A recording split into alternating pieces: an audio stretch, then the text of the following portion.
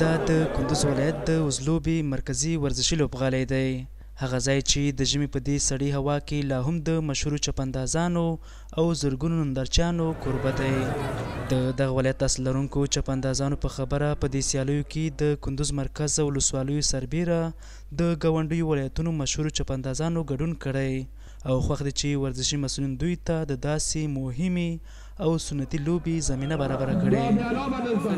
نن ډېره ښه بزکشي وه. زموږ د تخار ولایت خصوصا د بغلان ولایت قوي قوي چپاندازان راغلي وو او دلته موږ سره په دې لوبه کې اشتراک وکړ او هدف مو دا دی چې راتلونکي مسابقو ته لکه لیکونه چې دي د مزار لیکم به مخکې ده د دې لپاره موږ تیاری ونیسو. این بازی برای ما 100% مفید است برادر عزیز.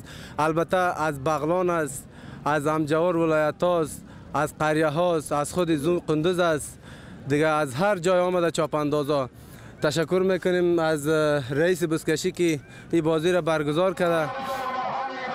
له دې سره بیا د دغه ولایت له بېلابېلو لرو پرتو سیمو راغلي یو شمېر نندارچیان د ورزشي مسؤلینو هڅې ستایي او خوښ دي چې په ډاډمنه امنیتي فضا کې له دغو لوبو خوند اخلي. زیادی برخوردار است و آمدیم امروز خیلی خوشحال شدیم دیدیم بازی بزکشی را که واقعا زمینش مساعد شده به ما ما خیلی تشکر میکنیم از حکومتش که همچون امنیت به ما مساعد ساخته که ما اینجا میایم الحمدلله با دل پر میتونیم بشینیم و بزکشی را تماشا بکنیم. دیگه ما از شهر ولایت قندوز آمدیم همینجا به خاطر که همین بزکشی را تماشا بکنیم.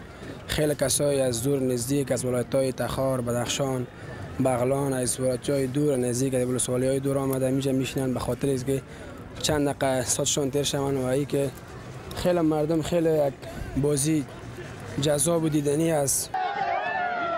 د کندوز په مرکزي ورزشي لوبغالي کې د وزلوبې دا سیالۍ داسې مهال ترسره کیږي چې ټاکل شوې شاوخوا یو میاشت وروسته د بلخ په کوربهتوب د وزلوبې سترلیک پیل شي.